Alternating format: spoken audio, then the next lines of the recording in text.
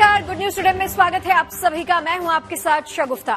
सबसे पहले बात करते हैं प्रधानमंत्री नरेंद्र मोदी के उस वादे की जो उन्होंने 1 साल पहले बेटी से किया था। प्रधानमंत्री मोदी ने छत्तीसगढ़ के कांकेर में एक रैली के दौरान 10 साल की बेटी को न सिर्फ आशीर्वाद दिया था बल्कि उसे चिट्ठी लिखने का वादा भी किया था। ठीक 2 दिन के बाद प्रधानमंत्री मोदी ने आकांक्षा नाम की उस लड़की को चिट्ठी लिखी और एक बार फिर आशीर्वाद दिया। देखिए हमारी खास रिपोर्ट।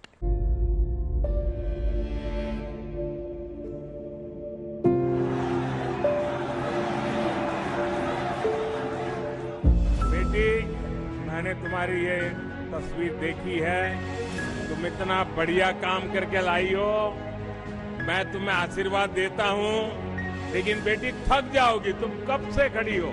ये पुलिस के जवानों से मैं कहता हूँ वो तस्वीर बेटी देना चाहती हो तो ले लीजिए और मुझे जरूर पहुँच जाएगी और तुम्हारा पता उसमें लिख देना, मैं जरूर तुझे चिट्ठी लिखूंगा।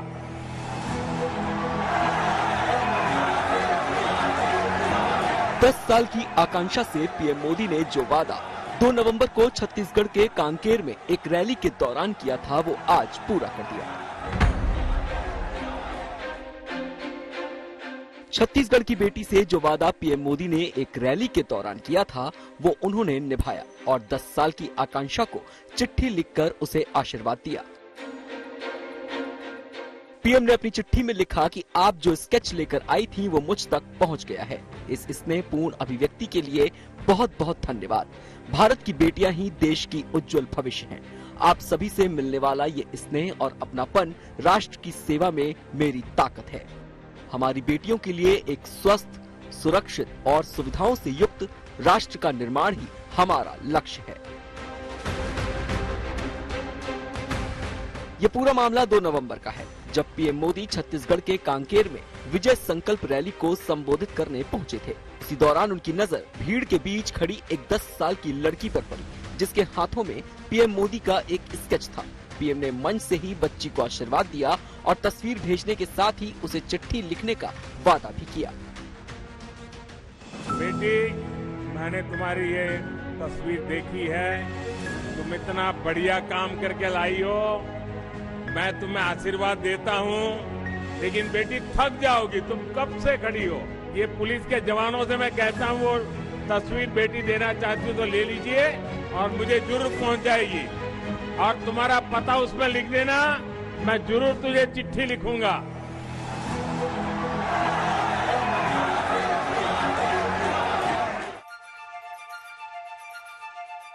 पीएम से बातचीत के बाद और तस्वीर भेंट करने के बाद आकांक्षा ने भी संतोष जताया था और पीएम मोदी को धन्यवाद दिया था।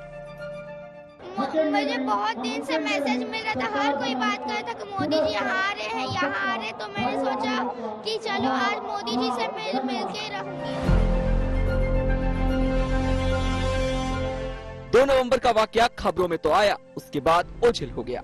दुनिया भले ही इस वादे को भूल गई, लेकिन पीएम मोदी अपना वादा निभाना बखूबी जानते हैं। उन्होंने 10 साल की बेटी से किया हुआ वादा निभाया और 4 नवंबर को ही आकांक्षा को चिट्ठी लिखकर आशीर्वाद दिया।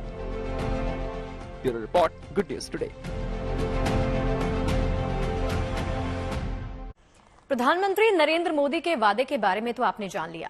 अब आपको सीधे रामनगरी अयोध्या लिए चलते हैं, जहां रामलला की प्राण प्रतिष्ठा की तैयारी तो जोर शोर से चल ही रही है, लेकिन उससे ठीक पहले भव्य और दिव्य दीपोत्सव की भी जबरदस्त धूम मची है। इस बार का दीपोत्सव बेहद खास होने वाला है। एक तरफ अयोध्या दीयों के जलने का नया रिकॉर्ड बनाएगी तो दूसरी तरफ शोभा यात्रा में भव्य झांकियों के जरिए भगवान राम के जीवन को दर्शाया जाएगा। 22 जनवरी 2024 को अयोध्या अपने नए स्वरूप में होगी। लिहाजा रामनगरी अयोध्या में तैयारियां तेज हैं। लेकिन उससे पहले उत्तर प्रदेश की योगी आदित्यनाथ सरकार दीपोत्सव को भव्य बनाने में जुटी हुई है। अयोध्या में 7वां दीपोत्सव 11 नवंबर को है, पर इस बार दीपोत्सव से न सिर्फ त्रेतायुगीन अयोध्या की झलक मिलेगी, बल्कि दीपोत्सव से शुरू हुए उत्सवी माहौल को रामलला की प्राण प्रतिष्ठा तक बनाए रखा जाएगा। इस बार 21 लाख दिए जलाकर वर्ल्ड रिकॉर्ड बनाने की तैयारी तो है ही, साथ ही एक बड़ा आकर्षण उन झांकियों का भी होगा जो श्री राम के जीवन प्रसंगों पर आधारित होंगी। भगवान राम के जन्मकाल से लेकर राज्याभिषेक तक की यात्रा इन झांकियों के माध्यम से प्रदर्शित की जाएंगी। इनमें राम दरबार से लेकर शबरी और भगवान राम की मुलाकात तक का वर्णन होगा।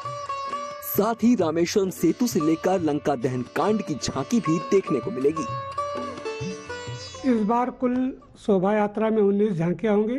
11 जो है सूचना विभाग की होगी, जिसमें कलाकार संस्कृति विभाग के होंगे। पर्यटन विभाग द्वारा 8 झांकियां दी जा रही हैं। 7 झांकियां जो है वो सातों रामचरितमानस के जो कांड हैं, बाल कांड, अयोध्या कांड, किष्किंधा कांड, अरण्य कांड, उत्तर कांड, लंका कांड जैसे, तो सभी कांड पर एक एक झांकी समर्पित की गई है। एक जो है श्री राम रथ जो है वो अलग से होगा। इस प्रकार पर्यटन विभाग की कुल 8 झांकियां हैं।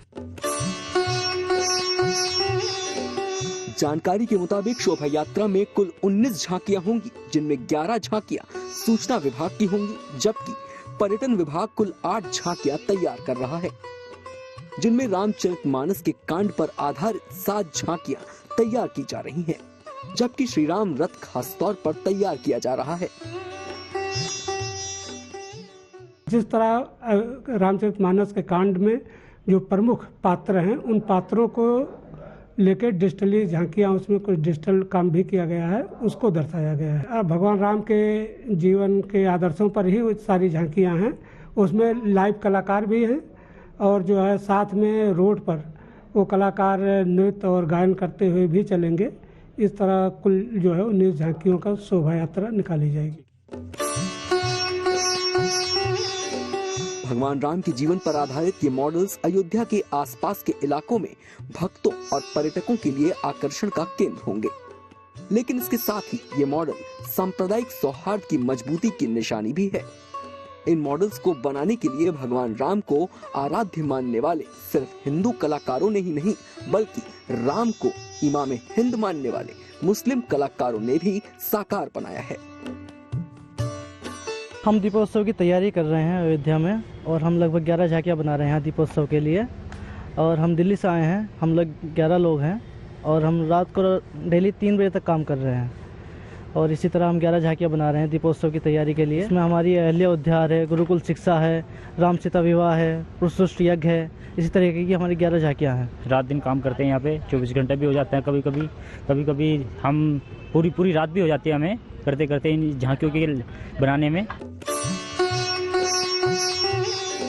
तुलसीकृत रामचरितमानस के 7 कांड की प्रस्तुति के जरिए राम के जीवन आदर्शों को जहां झांकी के माध्यम से प्रस्तुत किया जाएगा, वहीं देशी विदेशी कलाकार रामलीला पेश करेंगे। 21 लाख दियों के साथ वर्ल्ड रिकॉर्ड बनाने के साथ ही उत्सव की ऐसी श्रृंखला शुरू होगी जो रामलला की प्राण प्रतिष्ठा तक जारी रहेगी। Bureau report, good news today. तो अयोध्या नगरी जगमग रोशनी से नहाने के लिए तैयार है। यहाँ इस साल का दीपोत्सव बेहद खास होने वाला है। भव्य दीपोत्सव की तैयारी जोर शोर से जारी है। झांकियों से लेकर दीपोत्सव पर अयोध्या को दुल्हन की तरह सजाने की कवायद भी जारी है।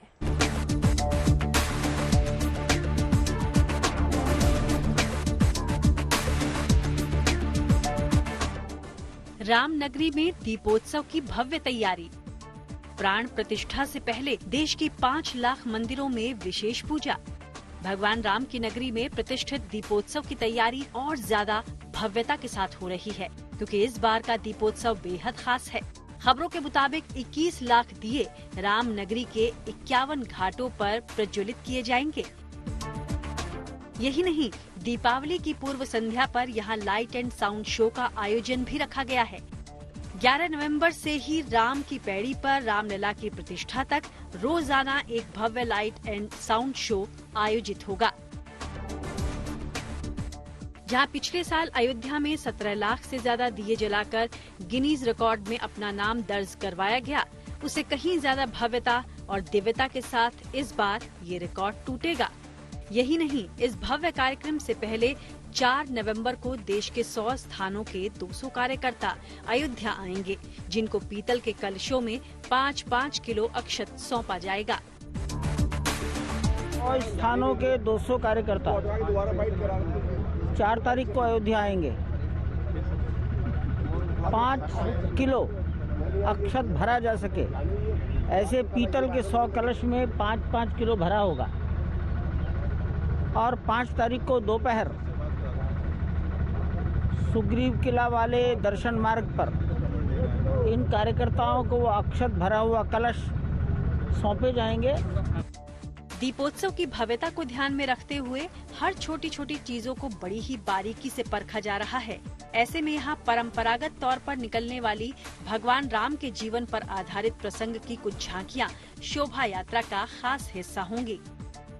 जो पहले अमूमन ही होता था कि जो हम शोभा यात्रा निकालते थे, शोभा यात्रा बहुत थोड़े से रास्ते पर उसको हम लोग संपादित कर पाते थे, लेकिन इस वर्ष भव्य शोभा यात्रा हम निकालें और अलग अलग जो कांड है रामायण से जुड़े हुए हैं उनके सभी कांडों के ऊपर आधारित हो।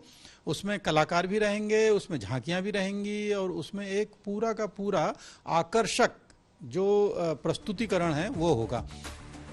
इस बार ज्यादा से ज्यादा लोगों को जोड़ने के लिए टेक्नोलॉजी का भी सहारा लिया जा रहा है, जिसके तहत होली अयोध्या ऐप के जरिए लोग घर बैठे अयोध्या दीपोत्सव में दिए जला सकते हैं। इसके लिए दिए जलने के बाद उनके पते पर उस दिए को पैक करके भेज दिया जाएगा, जिससे कोई भी व्यक्ति उस दिए को अपने पास संजो कर रख सके। प्राण प्रतिष्ठा समारोह के पहले इस दीपोत्सव को भव्य बनाने की तैयारी में प्रशासन भी जुटा है। इसमें कोई दो राय नहीं कि इस बार का दीपोत्सव केवल अयोध्या धाम ही नहीं बल्कि समूचे शहर को उत्सव के रंग में सराबोर कर देगा। अब उस दिन का इंतजार है जब शहर का हर चौराहा दीपों की रोशनी से जगमगा उठेगा। हर प्रतिष्ठान खूबसूरत झालरों और रंगोली से सजा धजा नजर आएगा। दीपोत्सव से जो उत्सव शुरू होगा, जो उल्लास का माहौल होगा, वो प्राण प्रतिष्ठा तक रामलला के भव्य मंदिर में आ जाने तक जारी रहेगा। एक तरह से ये ऐसा उत्सव होगा और उसके लिए बड़ी तैयारियां की गई हैं और लोगों को सिर्फ दीपोत्सव में दिए से रोशन अयोध्या ही नहीं देखने को मिलेगी, बल्कि ऐसा बहुत कुछ देखने को मिलेगा जो उनको आध्यात्मिक रूप से समृद्ध करेगा। और इसलिए अयोध्या बिल्कुल त्रेता युगीन अयोध्या की तरह एक नए रूप में दिखेगी। वीडियो जर्नलिस्ट गौरव गुप्ता के साथ शिल्पी सेन, लखनऊ। अयोध्या में आस्था और भक्ति के रंग बिखरे हैं। बाबा बद्री विशाल की धरती बद्रीनाथ धाम में श्रद्धालुओं पर बाबा का आशीर्वाद बरस रहा है। बद्रीनाथ धाम में लगातार हो रही बर्फबारी की वजह से पारा लगातार गिरता जा रहा है, लेकिन बद्री विशाल के दर्शन की आस लिए पहुंचे भक्तों का उत्साह कम होने का नाम नहीं ले रहा।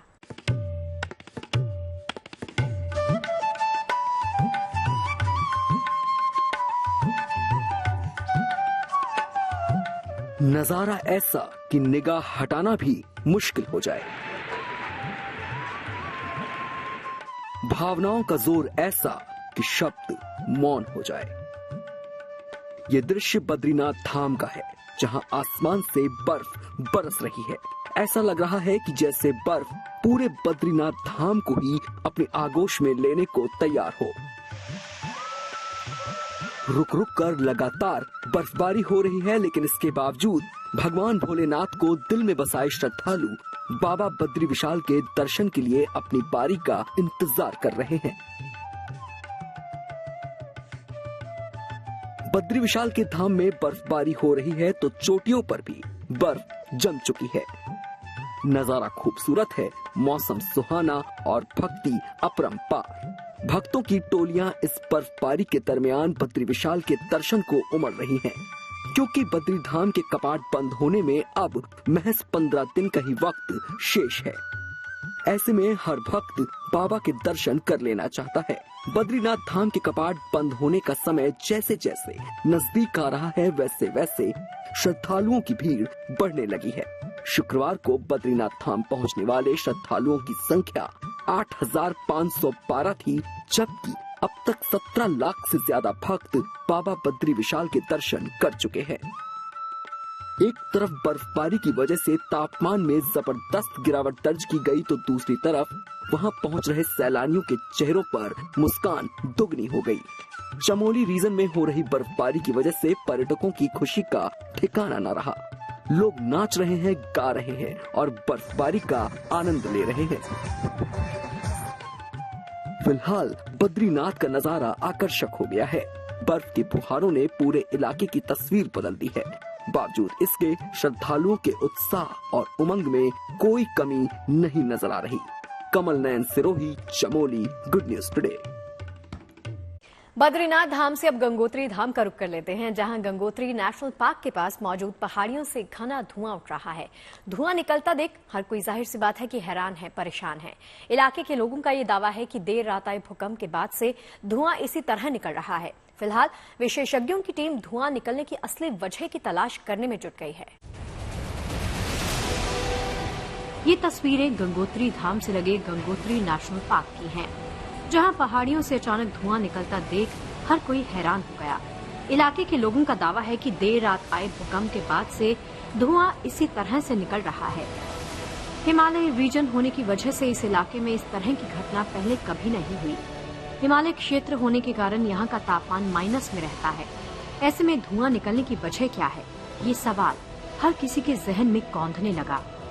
हैरानी की बात तो ये है कि जिस पहाड़ी क्षेत्र से धुआं निकलता दिखाई दे रहा है, वहाँ सिर्फ पत्थर ही पत्थर हैं, वहाँ पेड़ पौधे नहीं। ऐसे में धुएं का दिखना हैरान करने वाला है। वन विभाग की टीम धुआं निकलने की असल वजह पता नहीं कर पाई है।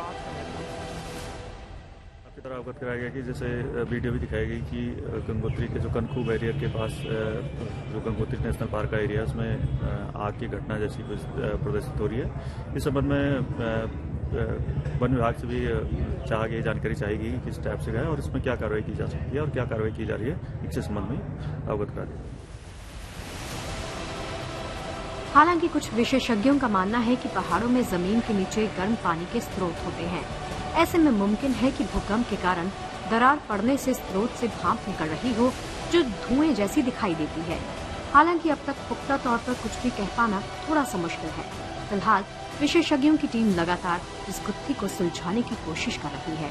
Omkar Bahuguna, Uttarkashi, good news today. Bulletin के अंत में आपको संगम नगरी प्रयागराज की सैर करवा देते हैं, जहां इन दिनों 7 समंदर पार से आए मेहमान रौनक बढ़ा रहे हैं। हर साल सर्दियों का मौसम शुरू होते ही 7 समंदर पार कर साइबेरियन पक्षियों का समूह संगम तट पर पहुंच जाता है।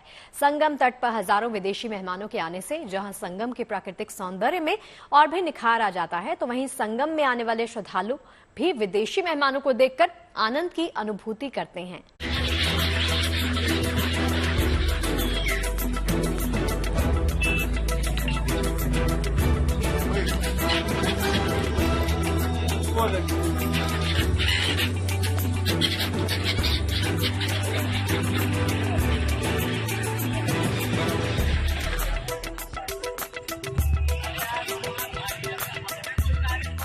देखने में काफी आकर्षक लगता है।